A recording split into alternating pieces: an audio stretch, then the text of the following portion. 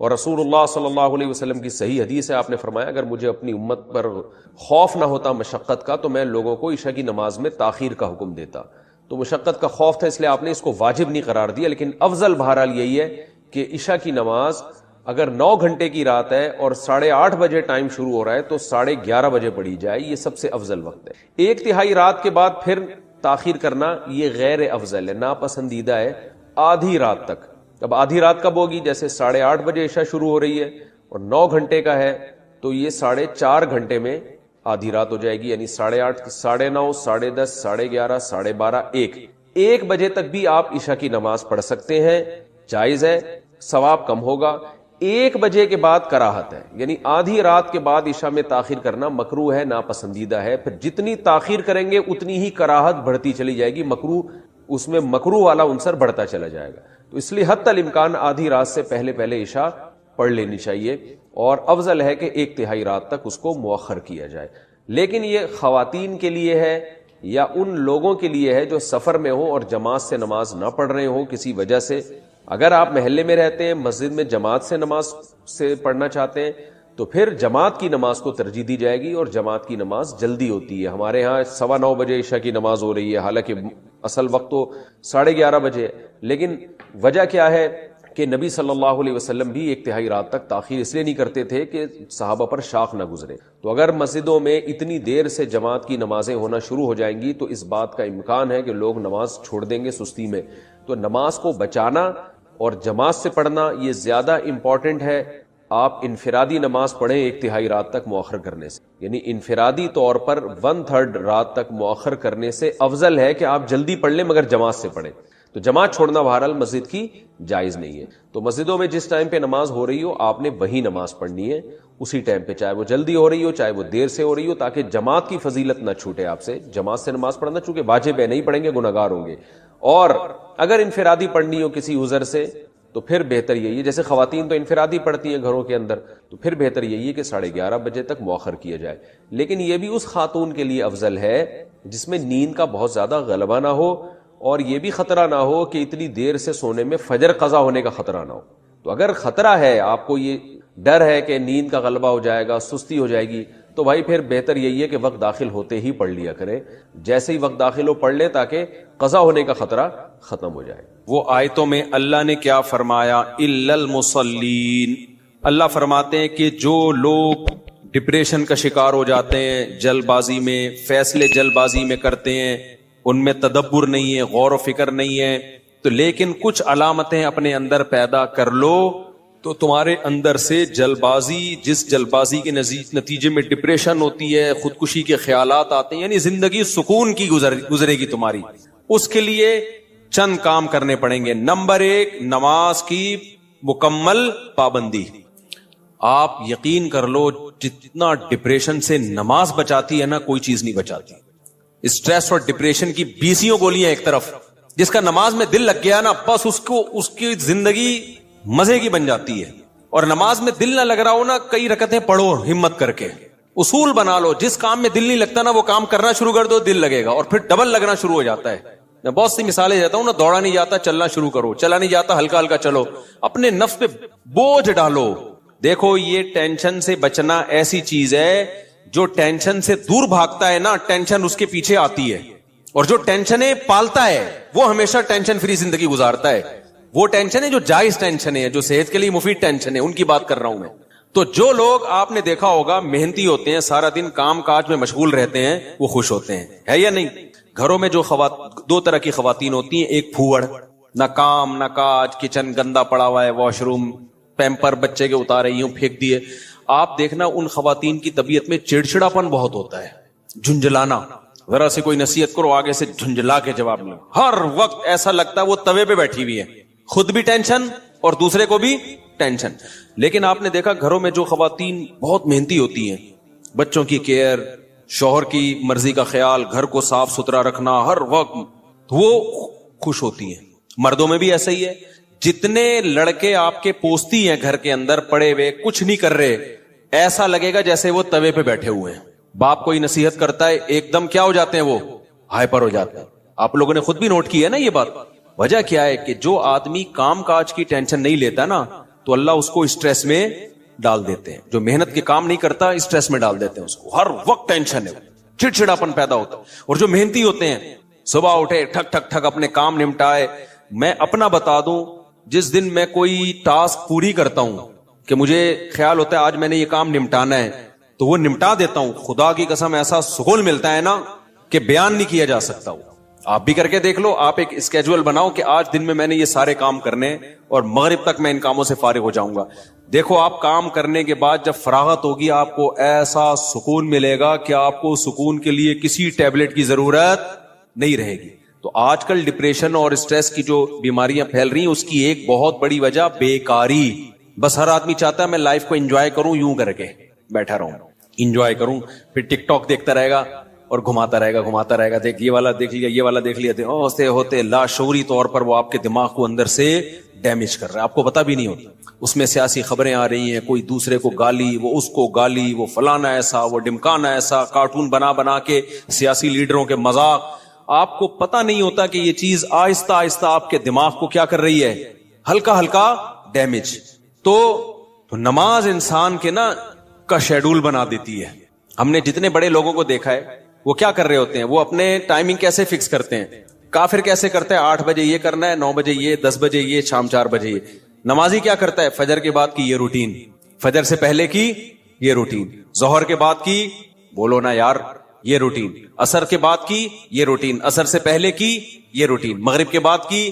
اور یہ جو نمازوں کے ٹائم ہے نا, کمال کی بات پتہ ہے کیا ہے, یہ نیچرل ہے, گھڑی نیچرل نہیں ہے. نہیں آئی بات. سورج جب نکلتا اور غروب ہوتا ہے نا تو فطری طور پر انسان کی باڈی کے اندر تبدیلیاں آ رہی ہوتی ہیں, فطری طور پر. تو اسلام چونکہ دین فطرت ہے نا, تو اس نے اوقات بھی کیسے رکھے ہیں, نیچر کے حساب سے رکھے ہیں. تو نمازوں کے حساب سے اپنے آپ کو فٹ کرو گے زیادہ سکون رہے گا, کیونکہ دن کی روشنی میں انسان کا مزاج الگ طریقے سے کام کر رہا ہوتا ہے, رات کے اندھیرے میں الگ طریقے سے ہوتا ہے. تو اللہ نے کیا فرمایا کہ الا المصلین الذین هم علی صلاتهم دائمون, یہ لوگ نمازوں میں پابندی کرتے ہیں. تو آج سے عزم کرو کسی قیمت پہ بھی نماز انشاءاللہ ضائع نہیں کریں گے. اور سب سے زیادہ سکون اللہ نے فجر کی نماز میں رکھا ہے. تھوڑی سی ٹینشن ہے بھائی, اٹھا لو, لیکن پڑھ کے جب سلام پھیرو گے نا آپ کو لگے گا یار آج تو ہٹو بچو ہو گیا. ہمارے ایک دوست تھے, نمازی تھے لیکن اڑاتے بھی بہت تھے نماز, ہے نا.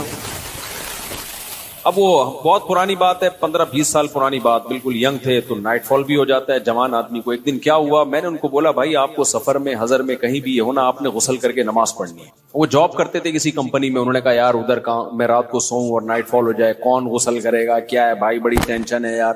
میں نے کہا یہ عزم کر لو کچھ بھی ہو آپ نے غسل کر کے نماز بولو پڑھنا, کچھ بھی ہو جائے. پانی کا انتظام کیسے کرنا یہ آپ کا ہیڈک ہے, کرنا ہے. تو اللہ انہیں جزائے خیر دے, انہوں نے ہماری وصیت پر عمل کیا. ایک دن پھر انہوں نے بتایا کہ سردیاں تھیں, غسل فرض ہو گیا, صبح پریشان ہوں, کہاں سے پانی لے کر آیا, کہیں جنگل منگل میں ہو گیا, کوئی پروجیکٹ ہوتا ہے نا, پانی لایا اور پھر کس طریقے سے میں نے بڑی ٹینشن میں سردی میں غسل کیا. کہتے ہیں خدا کی قسم اس کے بعد جو نماز پڑھی ہے, ان کے الفاظ ہیں, اتنا لطف اور اتنا مزہ آیا کہ اب میں آگے کہہ رہا ہوں ہٹو بچوں ہو گیا. یہ ہٹو بچوں ان کے نہیں تھے, یہ میرے الفاظ. اتنا مزہ آیا. تو انسان ٹینشن اٹھا کے جو کام کرتا ہے لطف اور مزہ بولو اسی میں ہے. چھٹی والے دن جب مزہ آتا ہے جب ورکنگ ڈیز کے بعد چھٹی آئے. روزانہ ہی اگر چھٹیاں ہوں تو مزہ آئے گا. ابے دیکھو سنڈے کو لوگوں کی چھٹی ہوتی ہے, ہم لوگ مدرسے میں تو جمعے کو ہوتی ہے. سنڈے کی چھٹی کا مزہ جب ہے جب منڈے کی چھٹی نہ ہو, اور ٹیوزڈے کی بھی نہ ہو, وینسڈے کی بھی نہ ہو, تھرسڈے کی بھی نہ ہو, فرائیڈے کی بھی نہ ہو, تب جا کے سنڈے کی چھٹی کا مزہ آتا ہے. لیکن اگر ہر دن سنڈے ہے تو پھر کوئی بھی دن سنڈے نہیں ہے. نہیں آئی نا, یہی تو مسئلہ ہے. تو کچھ کرنے کے بعد جب چھٹی ہوتی ہے تو مزہ ہوتا ہے. چھٹی چل رہی ہے پاگل ہو جائے گا آدمی.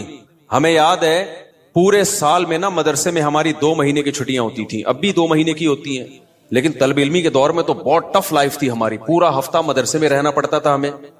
ہم لوگ جمعرات کو عصر کی نماز کے بعد نکلتے تھے, چھٹی ہوتی تھی جمعرات کو. عصر کے بعد 1.5 سے 2 گھنٹے میں گھر پہنچے, رات ہو گئی. 1 ہفتے بعد پہنچے, اور اگلے دن عصر ہم نے مدرسے میں پڑھنی ہوتی تھی, تو چند گھنٹے کی چھٹی. یہ روٹین جب پورے سال ہوگی تو جب 2 مہینے کی چھٹیاں آنے والی ہوں گی تو خوشی سے کیا عالم ہوگا, کیا عالم ہوگا نا خوشی سے. تو ایسی خوشی ہوتی تھی یار ابھی 2 مہینے تک بالکل ہی ویلے ہونے والے ہم.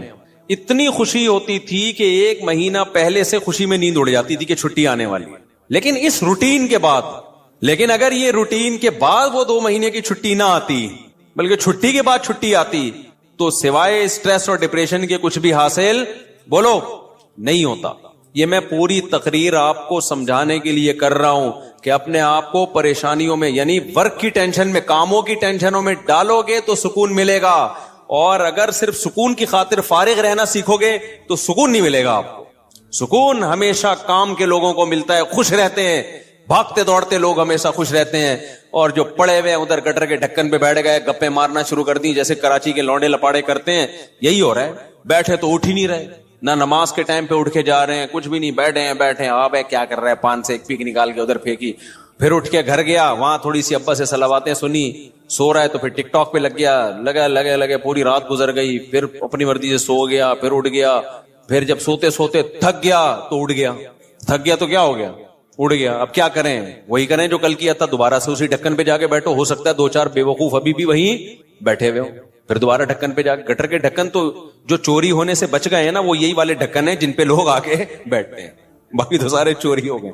اب حضرت مفتی تقی عثمانی صاحب کی عمر ماشاءاللہ کافی ہو گئی ہے, لیکن صحت عمر کے لحاظ سے بہت اچھی, حالانکہ اتنی بزی اور اتنی ٹف لائف گزاری ہے انہوں نے. 8 گھنٹے مطالعہ کا معمول رہا ہے ایک دور میں, لیکن ہم جب بھی حضرت سے ملتے ہیں حضرت خوش طبع ہیں, تو حضرت بہت خوش مزاج ہیں. حالانکہ اتنا مصروف آدمی تو دیکھنے میں لگتا ہے خوش مزاج ہو ہی نہیں سکتا. جتنے میں نے دیکھے نا مصروف, میرے شیخ حضرت مفتی رشید احمد صاحب بہت بزی رہتے تھے. حضرت تو اتنے بزی تھے, حضرت فرماتے تھے کہ اپنی زندگی کا شیڈول ایسا بنانا چاہیے کہ ایک بوتل میں پانی بھرا ہوا ہے, بوتل میں کیا ہے, پانی بھرا ہوا, اور ڈھکن لگا دیا آپ نے. اب اس میں ایک قطرہ پانی جب جائے گا جب پرانا ایک قطرہ نکلے گا. بات سمجھ میں آ رہی ہے؟ ایک قطرے کی بھی جگہ نہیں ہے, ایک قطرہ جب اس میں جائے گا جب ایک قطرہ پہلے سے اس میں نکالا جائے گا. تو فرمایا اگر یہ قطرہ زیادہ قیمتی ہے تو پرانے قطرے کو نکالو, اس قطرے کو ڈالو. یہ قطرہ پرانے قطرے سے زیادہ قیمتی نہیں ہے تو اسی کو رہنے دو, لیکن ہوگا ریپلیس ہی ہوگا, نیا آئے گا پرانا نکلے گا. تو فرماتے تھے کہ اپنے زندگی, اپنے جو 24 گھنٹے کے اوقات کو اس طرح سے بوتل میں پانی کی طرح بھر دو کہ اب آپ کوئی اگر کام کرنا چاہتے ہو تو پرانا کوئی کام ڈسٹرب ہوگا تو پھر نیا کام ہوگا. نہیں آئی بات میرا خیال. جیسے ابھی جو روٹین چل رہی ہے نا پبلک کی, وہی کیا چل رہی ہے, کوئی بھی نیا کام کرنا چاہیں تو کر سکتے ہیں کیونکہ پرانا کوئی کام کوئی کر ہی نہیں رہے. 10 کام مزید شروع کر سکتے ہیں کیونکہ فارغ ہی فارغ ہیں. جبکہ ہمارے حضرت کا کیا تھا کہ حضرت نے اگر کوئی نیا کام کرنا ہے نا, کوئی بھی, جیسے کسی کتاب کا مطالعہ کرنا ہے تو پہلے سے جو کام ہو رہا ہے نا اس کا ناغہ کرنا پڑے گا. تو پھر اس میں کمپیئر کیا جائے گا کہ پرانا کام زیادہ قیمتی ہے یا نیا کام. یعنی کاموں کا حرج تو ہوگا کیونکہ 24 گھنٹے مصروف ہیں تو کام کا حرج تو ہوگا, لہذا نئے کام کے لیے ٹائم نہیں ہے. نیا کام اس میں جب داخل ہوگا جب نیا پرانے سے بھی زیادہ امپورٹنٹ ہوگا. مثال کے طور پر 24 گھنٹے آپ کا ایک اسکیجول ہے, ایک شیڈول ہے. اب نیا کام کیا ہے, آپ کی بچی بیمار ہے, ایمرجنسی میں ہاسپٹل لے کے جانا ہے, لیکن آپ کا وہ مطالعے کا ٹائم ہے یا ورزش کا ٹائم ہے یا اور کوئی بزی یا جاب کا ٹائم ہے. تو اب آپ کیا کرو گے بھائی, نقصان تو ہوگا, آفس کا ناغہ تو ہوگا, لیکن اب یہ کام ان تمام کاموں سے زیادہ اہم. بچی کی جان تو بچانی ہے نا, یا اپنی جان ہو یا بچی کی جان ہو. تو اس طرح سے ہونا چاہیے. آپ کہہ سکتے ہیں لو بھائی یہ تو زندگی کا مزہ ہی کرکرا ہو جائے گا, 24 گھنٹے اپنے آپ کو ایسا بزی بنا کے رکھو, یہ تو انسان نہیں, یہ تو گدھا ہو گیا نا. میں سمجھا پا رہا ہوں اپنی بات جو میں بیان کر رہا ہوں, مجھے لگ رہا ہے آپ کے چہروں سے ایسا لگ رہا ہے کہ شاید میں سمجھا نہیں پا رہا. بھائی آپ کہیں گے کہ ہمیں اپنے آپ کو خوش رہنے کے لیے, شریعت پہ چلنے کے لیے 24 گھنٹے ہمیں اپنے آپ کو کیا رکھنا ہے, بزی رکھنا ہے. تو یہ تو انسان نہیں, یہ کیا ہو گیا بھائی, گدھا. تو گٹر کا ڈھکن کہاں گیا اس میں, تو زندگی کا مزہ ہی کرکرے ہو گئے. تو دیکھو 24 گھنٹے بزی رکھنے کا مطلب یہ نہیں ہے کہ مطالعے میں, پڑھائی میں اور ہر وقت ایسے کاموں میں جس سے تھکاوٹ ہی ہو, بلکہ اس میں تفریح بھی, وہ بھی ضروری کاموں میں داخل ہے. دوستوں سے کبھی کبھار بیٹھ کے گپ شپ بھی ان ضروری کاموں میں, کیونکہ دماغ کو فریش رکھنے کے لیے ضروری ہے کہ کبھی کبھار گٹر کے ڈھکن پہ جا کے بیٹھا کرے, تھوڑا ابے تبے کے ماحول میں دوست احباب سے بات چیت کر لیا کرے, تھوڑا سا ریلیکس رہے گا اور سوسائٹی میں ان رہے گا.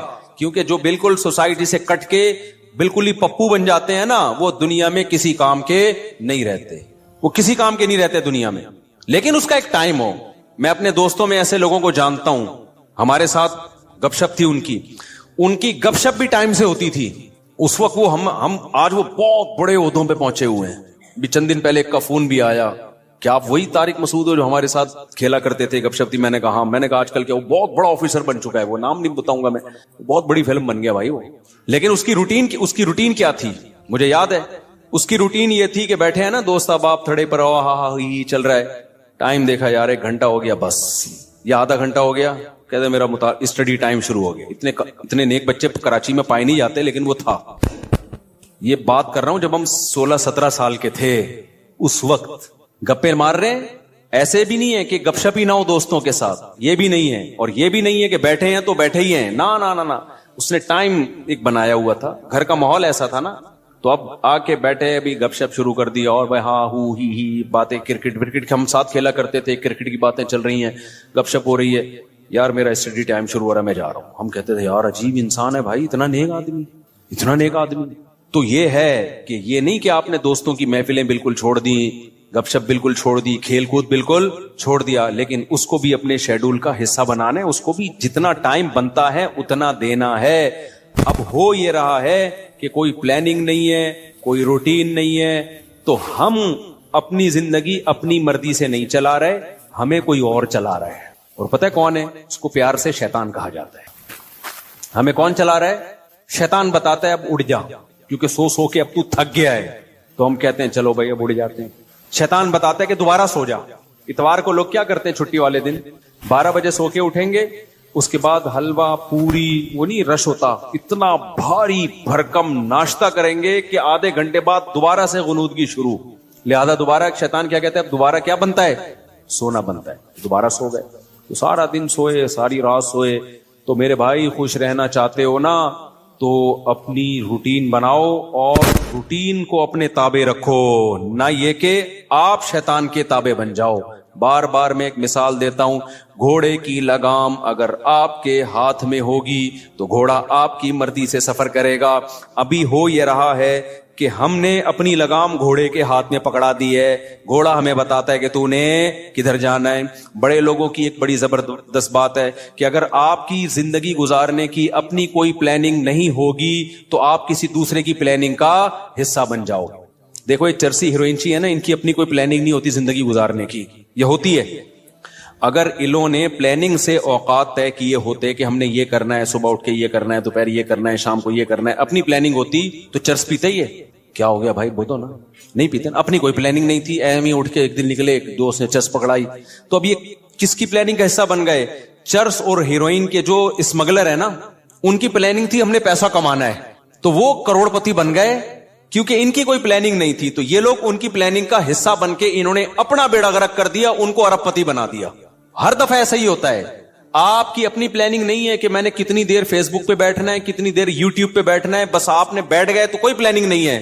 تو آپ دیکھتے جا رہے ہو, دماغ آپ کا خراب ہو رہا ہے. یہ اس نے اس کو گالی دی, اس نے 80 لیٹر کا کارٹون بنا دیا. اپنی کوئی پلاننگ نہیں ہے کہ میں نے دیکھنا کون سا چینل ہے, کتنی دیر دیکھنا ہے, معلوماتی چینل دیکھنا ہے, ادھر ادھر دائیں بائیں چیزیں میں نے نہیں دیکھنی. نیوز بھی ایک حد تک دیکھنی ہے, بس اتنی کافی ہے ہمارے لیے آج کی تاریخ میں. یہ تھوڑی کہ نیوز ہی سنتے چلے جاؤ. کیا تحقیق کرنی آج میں نے؟ اگر نہیں ہے نا تو آپ دیکھتے چلے جاؤ گے. اور جو یوٹیوبرز یا فیس بکیے یا ٹک ٹاکرز ہیں, ان کی پلاننگ تھی کہ ہم نے ویوز بڑھا کے پیسہ کمانا ہے, تو آپ جیسے بے وقوف ان کی پلاننگ کا حصہ, آپ کا نقصان, اور وہ کروڑ پتی بن رہے ہیں. نہیں آئی بات؟ میرا خیال ہے دیکھو یوٹیوبرز ویورز کے لیے کیا کرتے ہیں. فلانے مولوی نے, مفتی طارق مسعود نے آج انجینئر کے پرخچے اڑا دیے, حالانکہ میں نے کہیں نہیں ایسے اڑائے ہوتے. وہ ایک دم وہ لگائے گا نا ایک وہ تھمبنیل پہ, ابے تمہیں کیا کرنا ہے پرخچے اڑائے کہ نہیں اڑائے؟ تمہیں کسی مسئلے کی تحقیق کرنی ہے, کسی خاص مسئلے کی, تو تم اس مسئلے کو دیکھو. یار مفتی طارق مسعود نے اس مسئلے, طلاق کے مسئلے کی تحقیق کرنی ہے یا اور کوئی مسئلہ, یار اس پہ میں سرچ کر رہا ہوں, مجھے ضرورت ہے, یا یہ کاروبار حلال ہے یا نہیں ہے, میں ڈراپ شپنگ کرتا ہوں, اب ڈراپ شپنگ ہے حلال, چلو مفتی طارق مسعود ڈراپ شپنگ لکھ کے سرچ کرو. یہ آپ کی پلاننگ ہوگی, اس میں آپ کو فائدہ ہوگا. لیکن ہو کیا رہا ہے, یوٹیوبر اٹریکٹ کرنے کے لیے تھمبنیل پہ عنوان لگائے گا, مفتی طارق مسعود دوبارہ جہلم. کل ایسا ہی ہوا, میرے سامنے آتا ہے, میں نہیں دیکھتا, کہ یار میں حالانکہ میں دیکھ سکتا ہوں نا کہ کیا کہا ہے بھائی اس نے. کل ایک میرے سامنے سے ویڈیو گزری, اس پہ لکھا مفتی طارق مسعود دوبارہ جہلم پہنچ گئے. میں کراچی میں بیٹھ کے دیکھ رہا ہوں, میرا بھی دل چاہ رہا تھا نا میں کلک کروں, کیا خیال ہے یار میرے بارے میں جھوٹ کیوں بولا, کیا بولا, لیکن میں نہیں کیا کلک. میں نے کہا وہ بے وقوف ہے, ہم تھوڑی بے وقوف ہیں بھائی, ہمیں پتا ہے جھوٹ ہے. جھوٹ آگے ہو سکتا ہے اندر جو مضمون ہو وہ یہ ہو کہ جانا چاہ رہے تھے لیکن نہیں گئے, ہو سکتا ہے یہ لکھا ہوا اس نے, یہ لکھا ہوا ہو, لیکن سچ لکھا ہے جھوٹ لکھا ہے, میں کیا کروں گا, میرا تو ٹائم ویسٹ ہوگا نا, میں کام کی چیز دیکھوں نا. لیکن میں نے ویوز دیکھے پبلک کا رجحان دیکھنے کے لیے کہ پتہ نہیں کتنے ویوز آئے ہوئے تھے اس پہ, اور جا کے لے کے کمنٹس میں گالیاں دی ہوں گی لوگوں نے کہ بھائی کیا کر رہا ہے, جھوٹ کیوں بول رہا ہے. لیکن آپ کی جب اپنی کوئی پلاننگ نہیں ہوتی تو آپ دوسروں کی پلاننگ کا حصہ بن جاتے. اب یوٹیوبر کی پلاننگ تھی ویورز کے ذریعے پیسے کمانے, اس کو پتا ہے ایسا عنوان لگائیں گے تو دھڑا دھڑ ویوز آئیں گے, آپ کا ٹائم ویسٹ ہو رہا ہے. آپ نے جب دیکھا پہنچے تو ہیں نہیں, ٹھیک ہے نا, ایسی جھوٹ بولا ہوا اس نے, اس کے پیسے بن رہے ہیں اور آپ کا ٹائم ویسٹ, اور آپ ڈپریشن میں, پھر زبان گندی کر کے گالیاں کمنٹس میں الگ. تو ان تمام چیزوں کا آپ کو کچھ بھی حاصل نہیں ہوا, اس لیے کہ آپ کی پہلے سے کوئی پلاننگ تھی نہیں کہ کیا چیز دیکھنے کی ہے اور کیا چیز دیکھنے کی نہیں. آپ کی تھی نہیں, بس آپ نے جا کے. تو اصول یاد رکھو, آپ کی اپنا لائف اسٹائل نہیں ہوگا تو آپ ہمیشہ دوسرے کے لائف کا حصہ بن جاؤ, اس کی ترقی کا حصہ بن جاؤ گے. کیونکہ دیکھو شیطان ہر وقت پلاننگ میں لگا ہوا ہے. یا تو ہوتا نا شیطان بھی پلاننگ نہ کر رہا ہوتا, ہم بھی پلاننگ نہ کرتے, تو نہ ہمیں کوئی نقصان ہوتا نہ شیطان کو کوئی فائدہ ہوتا, نہ ہمیں فائدہ ہوتا نہ نقصان ہوتا. لیکن ہو یہ رہا ہے کہ ہم اگر پلاننگ نہیں کرتے تو ہماری پلاننگ کون کر دیتا ہے, شیطان. وہ اس نے بنا کے بیٹھا ہوتا ہے, فارغ ترین آدمی ہے تو اس کو اب اس کام میں لگاؤ, ٹھیک ہے نا. تو یہ بہت اہم بات ہے. تو اپنے جو لائف اسٹائل کو چینج کریں, ان میں اس کی معمولات کی ابتدا کہاں سے ہوگی, نماز سے. سمجھتے ہوگے نہیں سمجھتے, ابتدا کہاں سے ہوگی یار, سب سے پہلے کیا کرنا ہے, نماز ٹھیک کرنی. اب شیطان دوسرا حملہ کرے گا آپ کے اوپر, شیطان سے بڑی فلم اس کائنات میں پیدا نہیں ہوئی ہے. شیطان کہے گا ٹھیک ہے پہلے نماز تو شروع کر لے, پھر باقی چیزیں چرس بات میں چھوڑ دینا. اور یہ جو گٹر کے ڈھکن پر پوری رات بیٹھا رہتا ہے, یا انٹرنیٹ پر 6 گھنٹے بیٹھا رہتا ہے, ہر وقت ٹک ٹاک پہ بیٹھا رہتا ہے, یہ اگلے سٹیپ میں پہلے نماز, تو نہ نماز صحیح ہوگی نہ اگلا سٹیپ شروع ہوگا. یہ ایسا ہی ہے جیسے ہم کہتے تھے ہفتے کے دن سے ہم پڑھائی شروع کریں گے, 1 جنوری اگلے سال کی 1 جنوری سے. وہ 1 جنوری کبھی آتی ہے یا 1 محرم کبھی آتا ہے, وہ کبھی بھی نہیں آئے گا. جب جنوری آئے گی نا, آپ بولو کہ اسلامی سال سے کروں نا, 1 محرم سے کروں گا, میں مسلمان ہوں, میں انگریز تھوڑی ہوں. نہ وہ 1 محرم کبھی آئے گا نہ وہ 1 جنوری. حافظوں کو نا پہلا پارا بہت پکا یاد ہوتا ہے, پتہ ہے کیوں؟ حافظوں کو جوش اٹھتا ہے یار کچا ہوتا جا رہا ہے, اب دوبارہ سے یاد کرو, تو پہلے پارے سے شروع کرتے ہیں, اس کے بعد جوش ٹھنڈا ہو جاتا ہے, پھر بھولنا شروع کر دیتے ہیں, پھر ناغے کرتے ہیں, پھر کئی دنوں کے بعد خیال ہوتا ہے یار قرآن بھولتا جا رہا ہوں, دوبارہ شروع کرو, پھر پہلا پارا, تو پہلا پکا ہو جاتا ہے, باقی سارا ایسے کہ ایسے ہی رہتا. تو اس لیے پلاننگ میں یہ ہو کہ سب سے پہلے نماز کو مضبوط کرنا ہے, لیکن یہ نہ ہو کہ جب تک نماز ٹھیک نہیں ہوگی باقی چیزیں ٹھیک نہیں ہیں. سب چیزوں کو ایک ساتھ ٹھیک کرنا ہے, سمجھ رہے ہو؟ جس نے یہ کیا نا پہلے یہ پھر وہ, تو نہ یہ ہوگا اور نہ وہ ہوگا. اور ہر کام میں ایکسیلنسی پیدا کرنے کی کوشش تو کرنا ہے, لیکن اگر نہ ہو تو اس کام کو چھوڑنا نہیں ہے, گرتے پڑتے کرنا ہے. آپ نے نیت کر لی, جیسے نمازی بننا چاہتے ہو نا تو نیت کرنی پڑے گی میں 40 دن تکبیر اولا سے نماز پڑھوں گا, ایک نماز بھی میں 40 دن تک تکبیر اولا سے نہیں چھوڑوں گا. یہ ہے ایکسیلنسی. لیکن اب کیا ہوگا, 2-4 دن کے بعد تھوڑا جوش ہلکا ہوا, ایک دن تکبیر تحریمہ کا ناغہ ہو گیا, تکبیر اولا کا ناغہ ہو گیا, یہ نماز کا ناغہ ہو گیا. شیطان کہے گا تیرے بس کا نہیں ہے, اب نہیں ہو سکتا. شیطان سے بولو میں نے ریکارڈ تو بنانا ہی نہیں ہے بھائی, ہو گیا نا دوبارہ سے شروع کر دوں میں, کیا خیال ہے؟ کیونکہ یہ انسان کے ساتھ ہوتا ہے, بہت مشکل ہے بھائی بالکل ایک دم سے ایکوریٹ ہو جانا. گرتے پڑتے ہی لوگ اللہ کی طرف جاتے ہیں.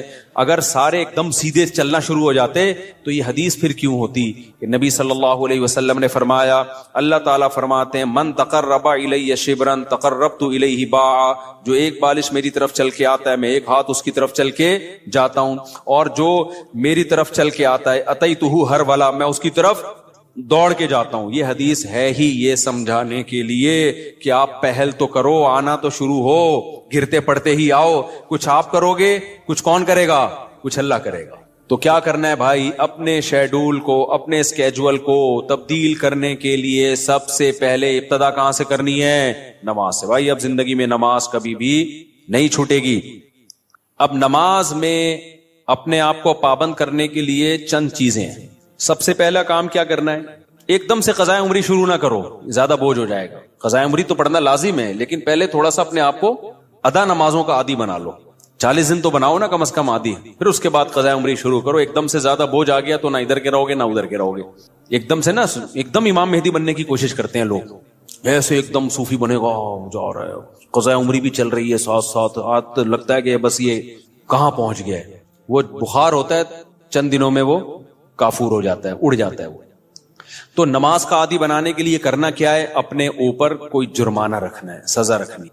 بھائی مجھ سے اگر فجر کی نماز چھوٹ گئی تو اس دن ناشتہ بولو نہیں کرو. ناشتہ اسی دن ہوگا جس دن فجر کی نماز ہوگی. سزا دو اپنے آپ کو. حکیم اختر صاحب رحمہ اللہ تعالی فرمایا کرتے تھے, یہ کتنی بڑی بے غیرتی ہے کہ اللہ نے کہا تھا نماز پڑھو فجر کی, آپ اللہ کا حکم آپ سے اتنا سا پورا نہیں ہوا اور صبح پراٹھے کھانے کے لیے ناشتے پہ بیٹھ جاتے. کتنی بڑی بے غیرتی ہے نا, کہ اللہ کی نعمتوں سے تو پھوڑنے کے لیے آ جاتے ہیں, بس جو اللہ نے کام لگایا وہ ہو نہیں رہا. تو غیرت کا تقاضا بھی ہے, فجر گئی تو ناشتہ بھی گیا. اے اللہ اب ہمارے منہ سے تو نوالا اترے گا نہیں. کتنا مزہ آتا ہے صبح ناشتہ کرنے میں نا, آپ کو نہیں آتا, مجھے تو بہت آتا ہے. خیر, کتنا لطف ملتا ہے جب بھوک لگ رہی ہو اور انسان مزے کا ناشتہ کرے. تو یہ اللہ ہم سے کام بہت کم لیتا ہے, نعمتیں ہمیں بہت زیادہ دیتا ہے. اور اس فجر پڑھنے میں بھی ہمارا ہی فائدہ ہے, سکون ہمیں ہی مل رہا ہے, صحت بھی اچھی ہوتی ہے, جلدی اٹھنے میں آکسیجن ملتی ہے. اور صبح کی جو دھوپ ہے نا, یہ جو ٹھنڈی دھوپ ہوتی ہے صبح کی, سرخ دھوپ, یہ وائٹامن ڈی بہت تیزی سے بڑھاتی ہے باڈی میں لگی. دھوپ ویسے بھی وٹامن ڈی بڑھاتی ہے چاہے دوپہر کی دھوپ ہی ہو, لیکن صبح کی دھوپ ہے جب سورج سرخ ہوتا ہے, یہ والی دھوپ بہت زیادہ آپ کی باڈی کو مضبوط کرتی ہے, ہڈیوں کو مضبوط کرتی ہے. تو ہمارا ہی فائدہ اس میں. تو اپنے آپ کو نماز کا پابند بنانے کے لیے کیا کرنا ہے؟ بھائی فجر چھوٹ گئی, ناشتہ گیا. ظہر چھوٹ گئی تو کچھ پیسے رکھ لو. ہر آدمی اپنے حساب سے پیسے رکھے کہ اتنے پیسے میں. اب میں یہ نہیں کہوں گا کہ ظہر چھوٹ گئی تو لنچ بھی گیا, کیونکہ سزا اتنی دے انسان جتنی افورڈ کر پائے, ورنہ ہوگا یہ کہ آپ نہ سزا پہ عمل کرو گے نہ نماز. بہت زیادہ سزا دینا بھی ٹھیک نہیں ہے. اب مثال کے طور پر آپ نے کہا کہ فجر گئی تو میں اپنی گردن ہی اڑا دوں گا, تو کون اڑائے گا بھائی؟ خام خب وہ بات کرو نا جو پاسبل ہے. یا فجر ہو گئی تو اپنے آپ کو سگریٹ, فجر گئی تو سگریٹ سے جلاؤں گا اپنے آپ کو, تو سزا اتنی جو افورڈ. یا فجر گئی تو 10 لاکھ روپے صدقہ کروں گا, ایسا نہیں ہوتا. نہ 10 لاکھ صدقہ کرے گا بھائی, اتنا نیک ہوتا تو پڑھی نہ لیتا. تو سزا اتنی ہونی چاہیے جو اتنی ہلکی بھی نہ ہو کہ کوئی تکلیف ہی نہ ہو, اور اتنی بھاری بھی نہ ہو کہ سزا ہی نہ دی جا سکے. وہ ہر آدمی خود فیصلہ کرے اپنے بارے میں. تو اور نبی صلی اللہ علیہ وسلم نے ارشاد فرمایا, دیکھو اسلام میں جتنی فضیلت نماز کی ہے کسی حکم کی اتنی فضیلت نہیں ہے. آپ صلی اللہ علیہ وسلم نے فرمایا, دیکھو قیامت کے دن جب اللہ کا دربار لگے گا, ہم دنیا میں جب کوئی بڑی مجلس ہوتی ہے تو ایسی محفل میں جہاں کوئی حاکم وزیر اعظم آیا ہوا ہو, ہر ایک کی کوشش ہوتی ہے آگے. ڈاکٹر ذاکر نائک کا جب پروگرام, کتنے لوگ یار ہمیں آگے سیٹ مل جائے, ہمیں آگے سیٹ مل جائے. تو یہ تو کچھ بھی نہیں ہے بھائی. اصل تو وہ دربار ہوگا جو اللہ کا لگے گا قیامت کے دن. تو اس میں جس کو آگے سیٹ ملے گی نا, حقیقت میں وہ واقعی فخر کرے گا. تو نبی صلی اللہ علیہ وسلم نے فرمایا اس دن آگے کا ٹکٹ کس کو ملے گا؟ حدیث کا مفہوم بیان کر رہا ہوں کہ نمازوں میں جو سب سے آگے ہوا کرتے تھے, اگلی صف میں ہوا کرتے تھے, کیونکہ اللہ کا ایک دربار دنیا میں لگتا ہے جس میں اللہ نظر نہیں آتا ہمیں, بس ایمان لائے ہیں بھائی اللہ کا دربار ہے, تو وہ غیب ہے. تو اس میں جو آگے آگے ہوگا, تو جب سچی مچی کا دربار لگے گا جس میں اللہ موجود ہوگا, تو نبی صلی اللہ علیہ وسلم نے فرمایا جو صف میں سب سے آگے ہوتے تھے قیامت کے دن بھی وہ اللہ کے ہاں سب سے آگے ہوں گے, اور جو صفوں میں جتنا پیچھے ہوتے تھے قیامت کے دن بھی وہ صفوں میں اتنا پیچھے ہوں گے. کچھ لوگوں کی عادت ہوتی ہے ایک رکعت نکالنا فرض ہے. ہمارے محلے میں ایک صاحب ہوا کرتے تھے, فجر میں لازمی ایک رکعت نکلتی تھی ان کی.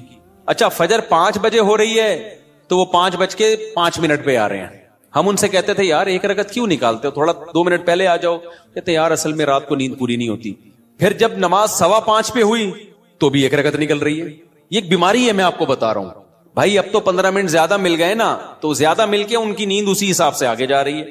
حتیٰ کہ سردیوں میں جب 6:45 پہ نماز ہو رہی ہے پھر بھی ایک رکعت نکل رہی ہے.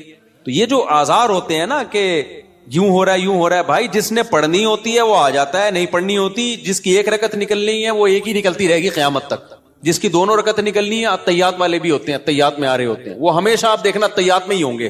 اور کچھ ایسے ہوتے ہیں جماعت ہی پوری نکلتی ہے ان کی, وہ ہمیشہ سلام پھیرنے کے بعد تشریف لا رہے ہوں گے, بولے گا ابے یار یہ کیا ہو گیا. تو اور کچھ ایسے ہیں جنہوں نے پڑھنی نہیں ہے. تو جب میں اور آپ کوشش کریں گے نماز کی پابندی کی, تو بھائی تکبیر اولا کی پابندی کے ساتھ صفے اول میں, کیونکہ نبی کی جو بشارتیں آپ صلی اللہ علیہ وسلم نے صف اول کے لیے دی ہیں وہ دوسری صف کے لیے اور آخری صف کے لیے نہیں ہیں. آپ صلی اللہ علیہ وسلم نے فرمایا لوگوں کو اگر پتا چل جائے کہ صف اول میں کتنا ثواب ملتا ہے تو اتنی لڑائیاں ہوں کہ قرآن اندازی کی نوبت آئے. پورا محلہ, وہ جو اجر ملے گا نا قیامت کے دن, جو پروٹوکول ملے گا اللہ کے دربار میں, وہ لوگ اپنی آنکھوں سے دیکھ لینا, وہ قیامت کا منظر اللہ دکھا دیں کہ صف اول والے آج کہاں ہیں. تو نبی نے فرمایا محلے والوں میں جھگڑا ہوگا, ہر آدمی کہے گا تیرے باپ کی سیٹ ہے جو آگے پہلے سے بیٹھا ہوا ہے. صحیح ہے نا, ہر آدمی جھگڑا کرے گا, ابے تیرے باپ کی جگہ ہے جو میں بیٹھوں گا یہاں پہ, وہ کہے گا میں بیٹھوں گا. اتنی لڑائیاں ہوں گی کہ فیصلہ کس سے کیا جائے گا, قرعہ ڈالا جائے گا. آج تو کہ ہمیں اپنی آنکھوں سے دیکھ نہیں رہے, لہذا ایسے پوستیوں کی طرح رڑتے آتے ہیں, وہ بالکل پیچھے بیٹھے. آگے جگہ بھی ہوتی ہے تو کوشش کرتے ہیں پیچھے ہی کھڑے رہیں, کیونکہ تاکہ نکلنے میں آسانی ہو, سلام امام پھیرے اور فوراً بھاگ سکیں ہم. تو وجہ اس کی ہے کہ بھائی اللہ فرماتے ہیں فلا تعلم نفس ما اخفی لهم من قرۃ اعین, کسی نفس کو خبر نہیں ہے ہم نے اپنے نیک بندوں کے لیے آنکھوں کی ٹھنڈک کا کیسا سامان چھپا کے رکھا ہے.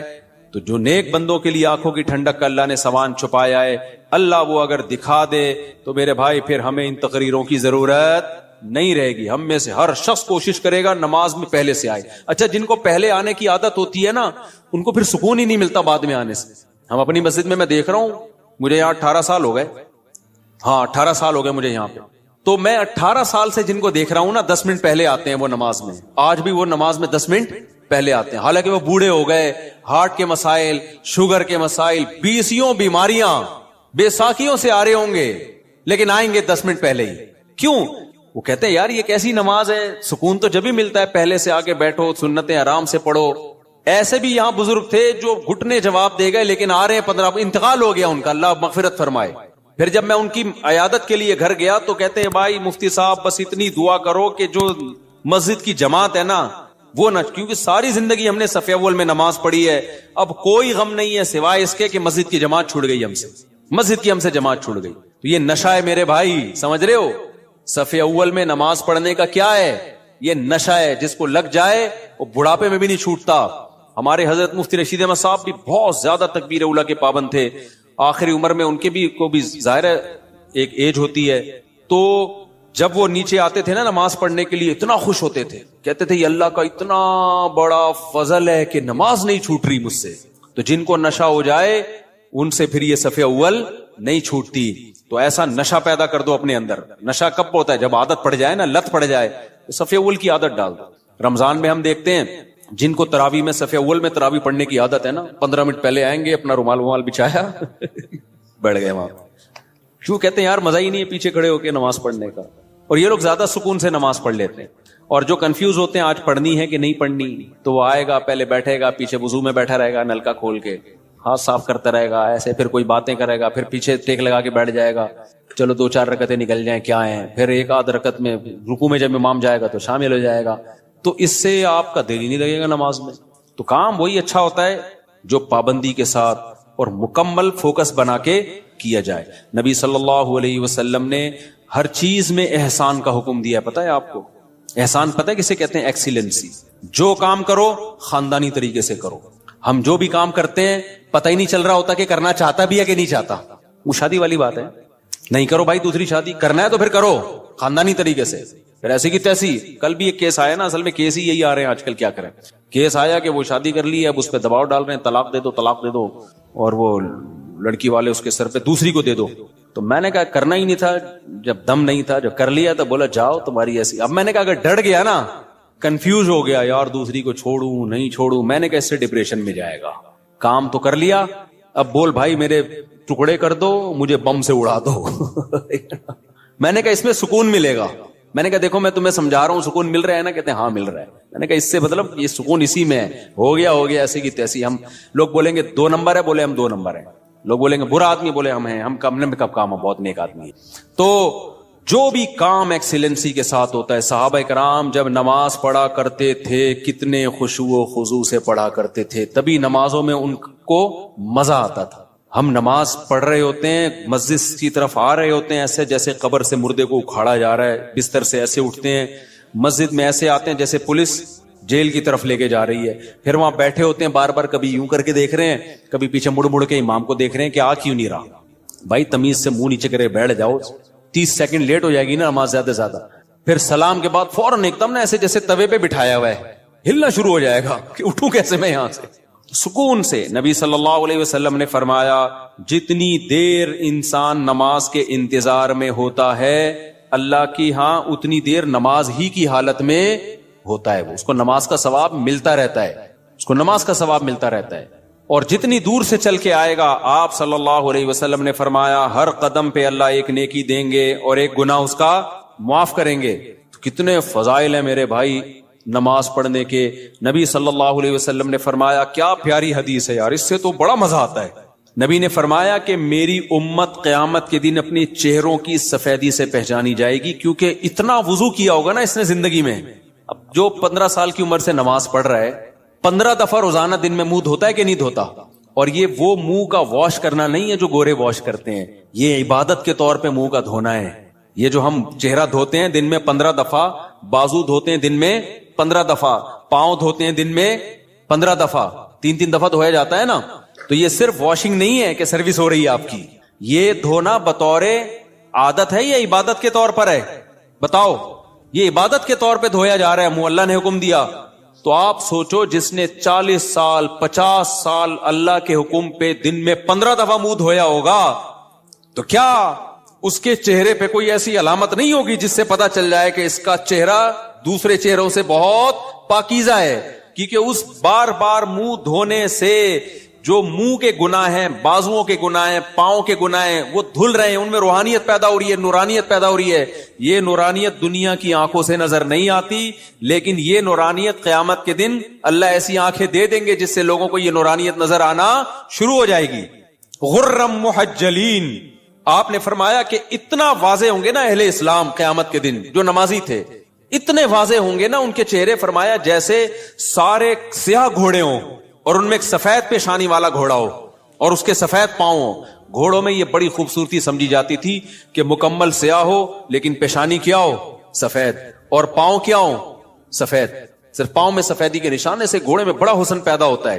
تو آپ نے فرمایا کہ سارے سیاہ گھوڑوں میں اگر سفید پیشانی والا گھوڑا ہوگا تو فوراً الگ پہچان ہوگی کہ نہیں ہوگی؟ ہے بھائی ایک گھوڑے ہیں، اب آپ کا گھوڑا ان گھوڑوں میں مکس ہو گیا سب کے کلر، تو آپ جا کے غور سے دیکھو گے، لیکن آپ کا گھوڑا سفید پیشانی والا تھا، باقی سارے کالے، فوراً پہچان جاؤ گے بھائی یہ کس کا گھوڑا ہے؟ یہ میرا. تو نبی نے فرمایا میں اپنے امتیوں کو پہچاننے میں کوئی کنفیوژن نہیں ہوگی، کیونکہ وضو کی کثرت کی وجہ سے سب کے چہرے نورانی ہوں گے، سفید ہوں گے، سب کے بازو کیا ہوں گے؟ نورانی اور سفید. جتنا ایریا وضو میں کور ہوتا ہے نا سارا سفید ہوگا.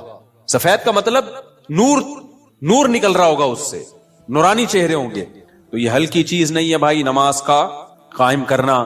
شاعر اسلام میں سے دیکھو، ہر مذہب کا کوئی خاص نشان ہوتا ہے جس سے پتہ چل جاتا ہے یہ آدمی اس مذہب سے بلونگ کرتا ہے. ہوتا ہے کہ نہیں ہوتا؟ ہندو عورتوں کے یہاں کیا ہوتی ہے؟ بولو. ٹیکا بندیا ہوتی ہے نا. تو جس عورت کی ہوتی ہے ہمیں فوراً پتہ چل جاتا ہے یہ کیا ہے بھائی. منہ سے بولنے پر گورنمنٹ نے پابندی لگائی ہے تو ٹھیک ہے بھائی. جس خاتون کے یہاں ٹیکا ہوتا ہے 99% چانس ہوتا ہے کہ یہ کیا ہے؟ ہندو ہے، ہندوؤں کا کلچر ہے. یہاں سلیب لٹکا ہوا ہے تو فوراً پتہ چل جاتا ہے بھائی یہ کیا ہے؟ یہ عیسائی ہے. خاص علامات ہوتی ہیں ان کی. اور اسی طرح یہودیوں کی ایک خاص کیپ ہوتی ہے، اتنی سی کیپ یہاں رکھی بھی ہوتی ہے. ماشاءاللہ داڑیاں تو ایک اچھا کام کرتے ہیں، بڑی داڑھی رکھتے ہیں، چھوٹی سی یہاں کیپ ہوگی. خاص ڈریس ہوتا ہے ان کا. پہلے تو ہمیں یہودی کہیں نظر ہی نہیں آئے تھے کراچی میں. اب دنیا میں ٹریولنگ ہوتی ہے تو بہت سارے، میں بعض دفعہ دم کروانے جانے لگا تھا، میں نے کچھ لگ رہا ہے بخاری کے کوئی استاذ بیٹھے ہوئے. اتنے داڑھی کی وجہ سے ویسے چہرہ تو نورانی ہو ہی جاتا ہے، اتنی بڑی بڑی داڑھی. امریکہ میں اور کینیڈا میں تو جاپان میں بھی میں نے دیکھے. تو میں سمجھا کہ کوئی بخاری پڑھانے والے مدرسے کے استاد ہیں. میں نے کہا جا کے دم کراتا ہوں. انہوں نے کہا رکھ کے چماڑ لگے گا, دم نہیں کرا بھائی یہودی. تو ہانگ کانگ میں دیکھیں ہم نے اتنی بڑی بڑی داڑھیوں والے یہودی. تو اس لیے میں غامدی صاحب سے کہتا ہوں کہ یہودیوں سے عبرت حاصل کرو. یہودیوں کا مذہب اتنا پرانا, پھر بھی داڑھی کا انکار نہیں کیا اب تک انہوں نے. اتنے لبرل, اتنے سیکولر ہو گئے کیونکہ تورات میں داڑھی لکھی ہوئی ہے, موسیٰ علیہ السلام کی تعلیمات میں تھا داڑھی بڑھاؤ. تو کتنا کچھ یہودیوں نے اپنے دین کو چینج کر لیا, داڑھی اپنے مذہب سے نہیں نکال سکے. اور ہمارے مسلمان اسکالر, جبکہ ہمارے پاس نبی کی بخاری مسلم کی صحیح حدیثیں, آف اللحا, داڑیاں بڑھاؤ, خود نبی کی داڑھی, اور حکم دیا جا رہا ہے رکھو نہیں بڑھاؤ. تبھی کم از کم ایک مٹھی واجب ہے, اس لیے کہ بڑھانے کا حکم ہے. اگر ایک مٹھی سے بھی کم ہوگی تو بڑی بھی تھوڑی ہوگی. پھر وہ اہل حدیث تو اس کی ظاہر پر عمل کرتے ہیں کہ بھائی بڑھاؤ. اچھا, اس میں لوگ اہل حدیثوں کا مذاق اڑاتے ہیں, اتنی بڑی بڑی داڑیاں. میں کہ تم مذاق مت اڑاؤ. وجہ اس کی ہے کہ بہرحال وہ کس کا سہارا لے رہے ہیں, حدیث کا سہارا لے رہے ہیں. آف اللحا, کیونکہ کسی صحیح حدیث میں ہمیں داڑھی چھوٹی کرنے کا حکم نہیں ملتا. تو اس لیے اب کسی کا مذاق اڑانا اس بیس پہ کہ وہ بڑی داڑیاں رکھ رہے ہیں اور یہ غلط ہے بھائی. وہ اس میں سہارا کس کا لے رہے ہیں, نبی کی حدیث کا. آف اللحا, چھوڑ دو اپنے حال پہ. ہم عبداللہ بن عمر کے قول سے استدلال کرتے ہیں, ان کے عمل سے, کہ وہ ایک مٹھی سے زیادہ کاٹ دیا کرتے تھے اور صحابہ نے کسی پر ان پر اعتراض نہیں کیا. تو یہ گنجائش ہے. تو لیکن نص تو ہے نا بہرحال ان کے پاس, تو اس میں مذاق نہیں بنتا کہ آپ مذاق اڑانا شروع کر دیں یا کسی کی نیت پہ شک کرنا شروع کر دیں.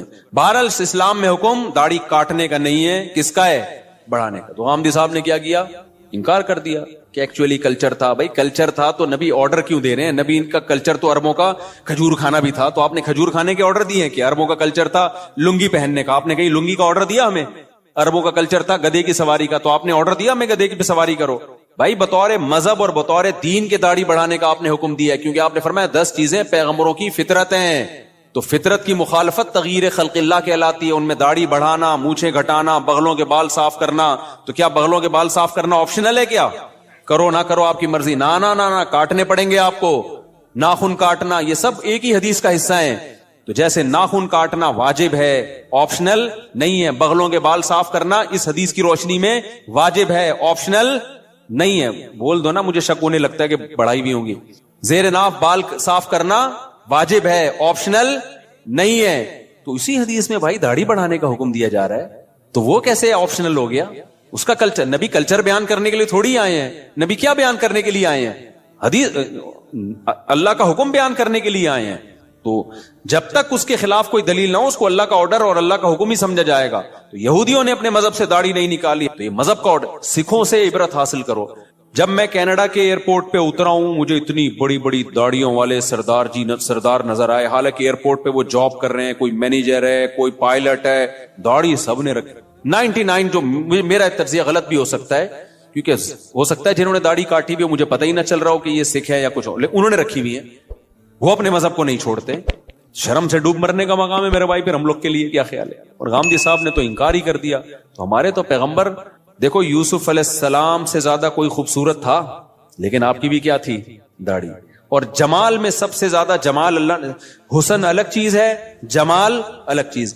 حسن میں سب سے بڑا درجہ یوسف علیہ السلام کا, لیکن جمال جو حسن کے سے اوپر کی چیز ہے, وہ جمال سب سے زیادہ اس کائنات میں نبی صلی اللہ علیہ وسلم کو اللہ نے دیا ہے, اور یہ حدیث سے ثابت ہے. لیکن آپ صلی اللہ علیہ وسلم کی بھی داڑھی تھی. اس لیے میں غامدی صاحب اور ان کے فالوور سے کہتا ہوں کہ آپ سے نہیں رکھی جا رہی, آپ توبہ استغفار کر لو, لیکن انکار مت کرو بھائی. آپ تحریف دین جو ہے یہ زیادہ بڑا جرم ہے. تو اور ہمت کر کے رکھ لو, کیا جا رہا ہے یار. خیر, تو کہاں سے کہاں بات چلی گئی, کیا بات کر رہا تھا میں؟ ہاں, میں کہہ رہا تھا اسلام کے شعائر ہوتے ہیں نا, جیسے ہندوؤں کا ایک خاص شعار ہے, سکھوں کا ایک خاص شعار ہے, داڑھی ہوتی ہے, پگڑی ہوتی ہے, یہ ان کا شعار ہے. عیسائیوں کا سلیب ہے. تو مسلمانوں کا شعار کیا ہے؟ مسلمانوں کا شعار کوئی خاص لباس نہیں ہے. شاعر اسلام میں سب سے بڑی چیز ہے نماز, کہ 5 ٹائم مسلمان مسجد میں حاضری دیتا ہے. یہ دنیا میں کوئی مذہب اپنے عبادت گاہوں میں 5 ٹائم حاضری دیتا ہے؟ ہندو ہفتے میں 1 بار, باقی انہوں نے چھوٹے چھوٹے بھگوان گھر میں ہی رکھے ہوئے ہیں, صحیح ہے نا, وہ ان کی روزانہ عبادت کریں, صبح شام کریں, یہ ان کا ہیڈک ہے. لیکن واحد ایک اسلام مذہب ہے جو آپ کو عبادت خانے میں کتنی دفعہ بلاتا ہے؟ 5 بار. تو مسلمان اپنی روٹین میں 5 ٹائم, تو یہ 5 ٹائم ایسی چیز ہے عبادت جو چھپنے والی نہیں ہے. آپ کسی غیر مسلم کے ساتھ رہو گے, اس کو 1-2 دن میں پتا چل جائے گا بھائی ان کے تو 5 ٹائم اوقات ہیں, یہ تو ہر تھوڑی دیر کے بعد ان کو نماز کے لیے جانا ہوتا ہے. تو یہ شاعر ہے, اس سے پتا چلے گا کہ آپ مسلمان ہو یا کافر ہو. صحابہ کے دور میں اسی سے پتا چلتا تھا. دیکھو نبی صلی اللہ علیہ وسلم نے جب دعوت دی نا عرب کے قبائل کو, تو بہت سے قبائل مسلمان ہو گئے, بہت سے مسلمان نہیں ہوئے. تو پھر آپ نے جہاد شروع کیا. تو حدیث میں آتا ہے, کیونکہ کوئی معاہدہ تو تھا نہیں نا, جنگ تھی, تو آپ صلی اللہ علیہ وسلم لشکر لے کے جاتے, اس علاقے کے قریب پڑاؤ ڈالتے کہ ابھی ہم نے اس پہ حملہ کرنا ہے. تو دیکھتے کہ فجر کی اذان کی آواز آتی ہے کہ نہیں آتی. اگر فجر کی اذان کی آواز آئی, اس کا مطلب یہ کیا ہے, مسلمان ہے, چھوڑ دو. اذان کی آواز نہیں آئی, بھائی یہ اسلام قبول ہی نہیں کیا. تو اذان اور نماز, یہی وجہ ہے کہ صحابی رسول کہتے ہیں کہ نبی کے دور میں نا بدترین سے بدترین منافق, جس کا سب کو پتا ہوتا تھا کہ یہ کمبخت اندر سے کافر ہے, صرف فیور لینے کے لیے مسلمان ہے, کمبخت, وہ بھی جماعت کی نماز میں آتا تھا. کیونکہ اگر وہ نماز میں نہیں آتا نا تو مسلمان سمجھتے کہ یہ کمبخت ابھی, یہ تو اس نے شو کر دیا کہ میں کافر ہوں.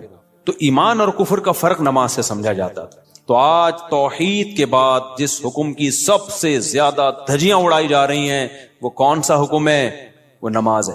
میں بار بار قرآن کی آیت پیش کرتا ہوں نا کہ اگر نماز چھوڑنے کی تھوڑی سی بھی گنجائش ہوتی, دفتری کاموں کی وجہ سے, کل پیپر ہے آپ کا, یا سردی میں اٹھا نہیں جا رہا, یا آپ کو دل نہیں چاہ رہا, یا بیمار ہیں, تھوڑی سی بھی گنجائش ہوتی, تو سب سے بڑا عذر کیا تھا, میدان جنگ میں لڑائی. میدان جنگ میں جب کسی دشمن سے جنگ ہو رہی ہو, اس سے زیادہ ٹینشن والا کوئی حالت نہیں ہوتی. اس میں نماز چھوڑنے کی اجازت نہیں دی ہے بھائی. تو اب کیا رہ گیا؟ تو آپ کو اس لیے اجازت دی جائے فجر کی, آپ کی آج رخصتی ہوئی ہے. دولہا فجر میں اکثر کیا ہوتا ہے, شارٹ کہتا ہے اتنے عرصے منتیں ماننے کے بعد میری شادی ہوئی ہے, تو فجر کیوں پڑھوں, میں پاگل ہوں کیا, وہ یہ سمجھ رہا ہوتا ہے. اور جو محلے کے لوگ ہوتے ہیں نا, جو آپ کے دوست, وہ کسی کو دیکھیں نہ دیکھیں, دولہا کو سب چیک کر رہے ہوتے ہیں آج فجر میں آیا کہ نہیں آیا. بڑے ہوشیار ہیں. دولہا کو سب کیا کر رہے ہوتے ہیں, چیک کر رہے ہوتے ہیں. ایک بندے کی, ہمارے دوست کی شادی ہوئی, وہ کبھی بھی فجر میں نہیں آتا تھا, شادی ہوئی تو پہنچ گیا, اور آدھا گھنٹہ پہلے سے آ کے بیٹھا ہوا ہے. میں نے کہا یار تم تو ویسے نظر کبھی نہیں آئے, نماز پڑھتا تھا لیکن جماعت نکل جاتی تھی, نماز پڑھتا تھا مگر جماعت نکل جاتی. میں نے کہا یا تو پورے سال پڑھ رہے ہوتے, اس سال اس رات کو بھی آ جاتے, ہم کہتے چلو یار ہمت کی اس نے. پورے سال کبھی میں نے آپ کو مسجد میں دیکھا نہیں, یعنی نماز پڑھتا تھا جماعت کے بعد آ کے, اور آج آپ آدھے گھنٹے سے آئے ہوئے ہو. کہتے یار سویا ہی نہیں ہوں. تو میں نے کہا نیند ہی نہیں آئی خوشی سے, نا خوشی سے نیند آئی نہیں ہے. تو اب میں نے کہا چلو آج پہلی دفعہ جماعت سے نماز پڑھ کے ریکارڈ قائم کر. تو میں نے کہا میں تو آپ کو بہت نیک سمجھ رہا تھا, لیکن خیر یہ بھی غنیمت ہے. تو یہ شروع میں ہوتا ہے, خوشی سے نیند نہیں آتی, اس کے بعد کنواروں کو دیکھ دیکھ کے روتا ہے کہ کیسی گہری نیند سوتے ہیں یار, یہ کتنے گھوڑے بیچ کے سوتے ہیں, کوئی ٹینشن نہیں ہے. خیر, تو بھائی آج سے عزم کرتے ہو کہ نہیں کرتے, سفر ہو, حضر ہو, لڑائی ہو, جھگڑا ہو, پہلے سے پلاننگ کرنی ہے. کیونکہ قرآن نے نماز پڑھنے کا حکم نہیں دیا. یحافظون, حفاظت کا مطلب جس چیز کی حفاظت کرنی ہوتی ہے پہلے سے پلاننگ کرنی پڑتی ہے نا, یا اینڈ ٹائم پہ کرتے ہو. دیکھو بینک سے آپ کو 1 کروڑ روپے لے کے نکلنا ہے, اب یہ حفاظت کرنی ہے کہ نہیں کرنی.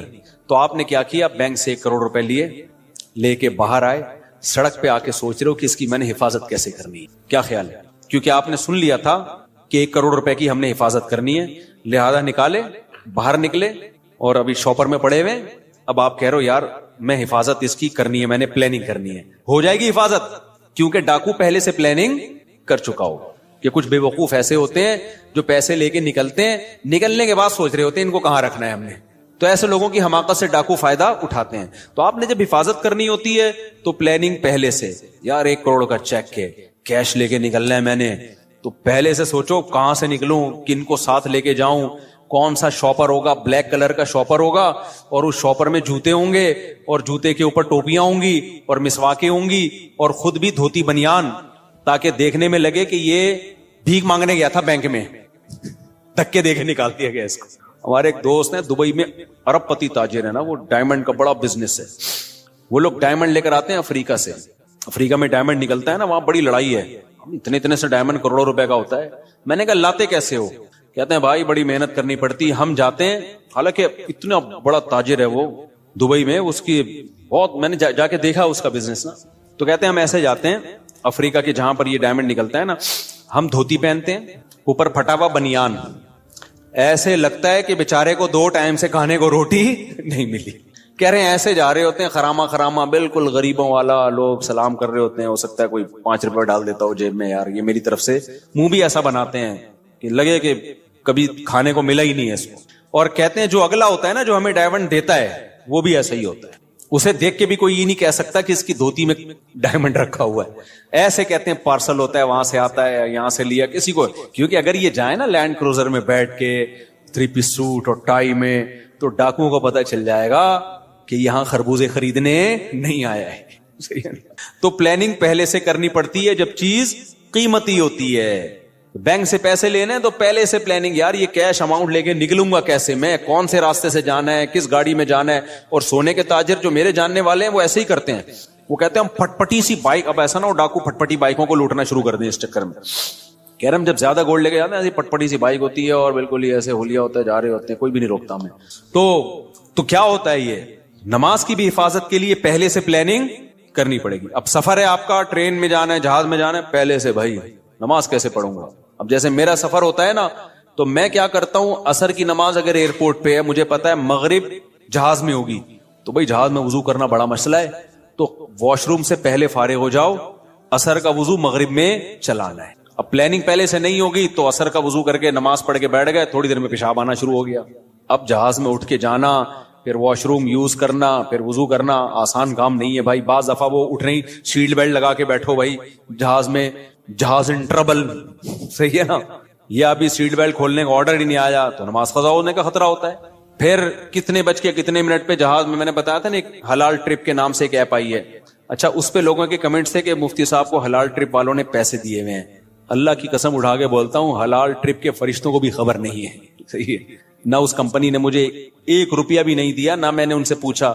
مجھے تو چونکہ وہ ایک اچھی ایپ لگی, بھائی نماز ضائع ہونے سے بچانے کے لیے نمازوں کی ٹائمنگ جہازوں میں اس سے پتہ چل جاتی ہے, اس لیے میں نے بتا دیا. تو اگر وہ مجھ سے ایگریمنٹ کرتے نا تو میں تو اناؤنسمنٹ کرتا ہی نہیں پھر, کیونکہ پھر میرے اوپر سوالیہ نشان ہوتا, میرا اپنا ضمیر ملامت کرتا, بھائی تو پیسوں کے چکر میں لوگوں کو گائیڈ کر رہا ہے, نماز کا منجن بیچ رہا ہے تو نماز کے نام پہ. تو چونکہ کوئی ایسا کوئی ایگریمنٹ ہی نہیں ہے, تو میں نے فائدے کی چیز ہے, اور بھی بہت ساری ایپ ہوں گی, یہ ایپ مجھے لگی بہتر ہے. تو پہلے سے پلاننگ کرو, فجر پڑھنی ہے تو رات کو جلدی سونا پڑے گا, سمجھ رہے ہو. تو یہ ساری, تو اللہ نے فرمایا کہ آدھی ڈپریشن آپ کی اس سے دور ہو جائے گی, آپ کو زندگی میں لطف آنا شروع ہوگا, مزہ آنا شروع ہوگا, پھر اللہ سے تعلق جیسے جیسے بنے گا, جتنا مضبوط ہوگا, زندگی میں سکون بڑھتا چلا جائے گا. اللہ تعالیٰ سمجھنے کی, عمل کی توفیق عطا فرمائے. نماز کے بعد تھوڑی دیر سوال جواب کا سیشن ہوگا, جو بیٹھنا چاہیں بیٹھ سکتے ہیں, جانا چاہیں جا سکتے ہیں.